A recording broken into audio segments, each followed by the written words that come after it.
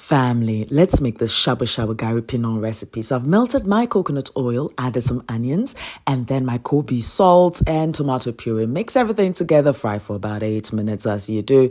And then the Koobi Seasoning, which is a smoked shrimp blend from buying Dudu. Yes, I add that to it and some frozen prawns, mix everything together. And then I decided to add the Gari. Look at that. Anyway, we're going to fry the Gari a little bit. Like what? Okay, so then you end up with Gari photo. Yeah.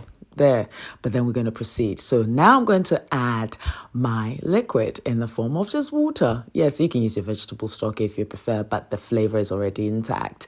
And yes, I'm trying to film on one hand and also turn this with one hand. Yes, we're getting there because I want you to see the pot. I want you to see everything turning. And look at that. So you just, keep adding the water till you get the consistency that you like. Some like it harder, others like it soft. And then I want that crunch. So, of course, I've added my diced green peppers. And look at that beauty. Finish it off with a bit of my cold pressed coconut oil. And this is ready. Turn it over, bish, bash, bosh. It can be enjoyed on its own or you can add more protein to it.